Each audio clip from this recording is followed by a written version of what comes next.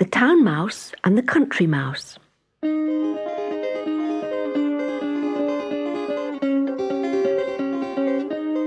There was once a country mouse who lived in a nest under a hedge. Every day she scuttled about the fields collecting grains of corn. Sometimes, if she was feeling a little braver than usual, she crept into a nearby garden for a tasty treat.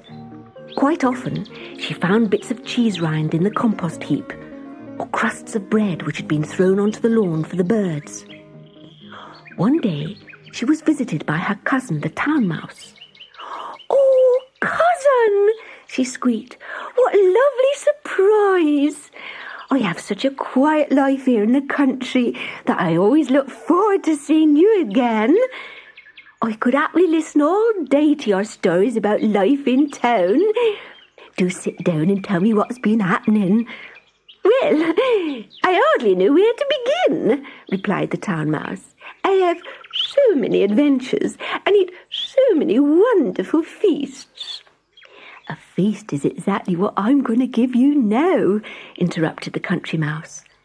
"I found some very tasty cheese rinds this morning," she said proudly. The Town Mouse could hardly believe her ears. She squeaked with laughter as she watched the table being laid. "My poor cousin," she said, "what a dreary life you must lead. If cheese rinds is the best you can offer, I think I'll go home right now. Why don't you come and stay with me for a while? Everything is so exciting in town." And, after some thought, the Country Mouse agreed to go with her. It was a long and frightening journey to the Town Mouse's home. When they reached the town, they kept to the back streets as much as possible. But there was still an awful lot of people around, and even worse, an awful lot of cats.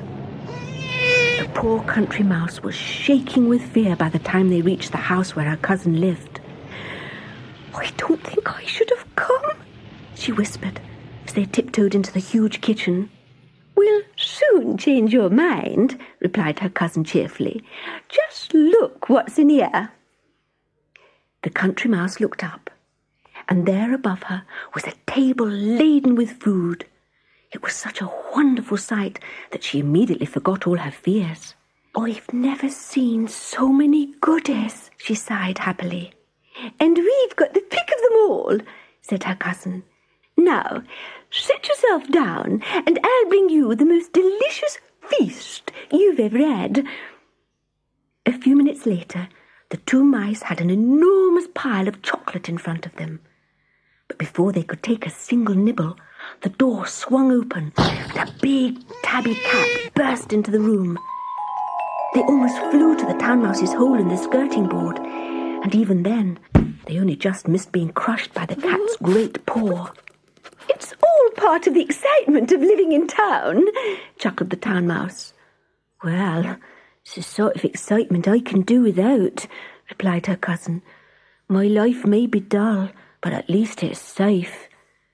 As soon as the coast is clear, I'm going back to the country, and I'm staying there for good."